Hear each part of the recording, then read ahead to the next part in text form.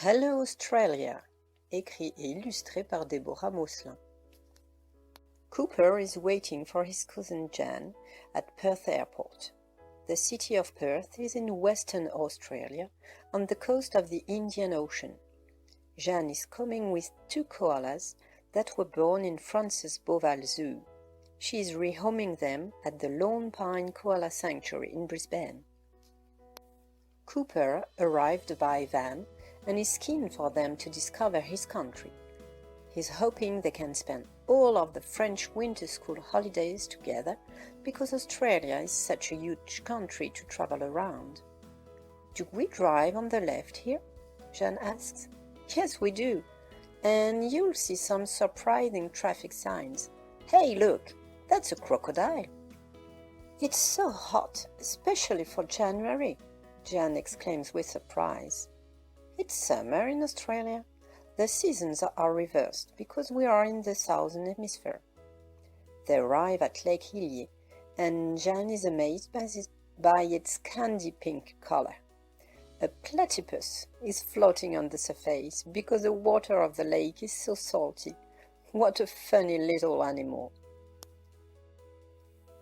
Next stop is Uluru, the world's highest monolith, an enormous red rock in the middle of the desert. It is also known as Ayers Rock. It rises 348 meters high, 24 meters more than the Eiffel Tower. Its color is due to the red sand that covers it. Let's get closer, but be sure to stamp your feet to frighten away any curious snakes. The Australian desert is called the Outback. A long time ago, the indigenous Australians lived there in perfect harmony with nature and the animals. May I introduce you to my friend Nakamura? She is an Aboriginal artist who creates beautiful traditional works that depict animals and nature. Today, Cooper decides to introduce his cousin to throwing boomerangs in Kings Canyon. You have to face the wind and throw it towards the treetops. It's coming back. Cooper catches it with one hand. He's so good at it. Ah! Look at those spiders! They are scary! Jeanne shrieks, followed by Hariko. As night falls, it is important to be careful. Dangerous animals, like dingoes, come out to enjoy the cooler temperature. It's best to sleep in the van. Look at the giant bat! Don't be afraid. It won't hurt you. They feed mainly on fruit and insects. Canberra is the capital of Australia. The two cousins are very far from it. They cross the bush, the Australian forest. An Aboriginal man suddenly appears. He forbids them to go in that direction because they are fighting a fire. I would so much like to help them, Cooper insists, aware that these people have already suffered so much. The Aboriginal man explains to the children how to extinguish the flames before it becomes an uncontrollable fire. Smother the fire with branches or sand. Go on! They are heroes. A terrible fire has just been avoided. This morning, the children are awakened by a female kangaroo and a baby, which is called a joey. The baby hides in his mother's pouch. They are so cute. Kangaroos can jump up to 70 kilometers per hour, which is very fast. How beautiful the birds are! Their colors are incredible. The big white one with the yellow head is a sulfur-crested cockatoo, Cooper says, with his mouth full of his Vegemite toast. Let's go to the south of the mainland towards Melbourne. I want to try my new surfboard out. The Pacific Ocean is beautiful, and the waves can reach several meters in height. It is a favorite spot for surfers.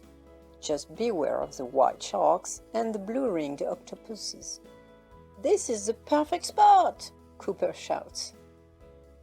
Here they are in the Blue Mountains. The color is due to the particular eucalyptus trees that grow here. Eucalypts are the food of the koalas. I think the babies are happy here, Jeanne says. Did you know? Koala means doesn't drink. These cuddly creatures mainly hydrate themselves with the water contained in the leaves of the trees. These leaves are poisonous to most other animals. They are now in Sydney, a bustling city by the water. The children are on the Sydney Harbour Bridge, admiring the Opera House. Its architecture is said to look like a sailboat or a seashell. What do you think it looks like? It's time to go up the coast to Brisbane. The meeting at the koala sanctuary is scheduled for tomorrow. Mission accomplished! The koalas are finally reunited and seem very happy.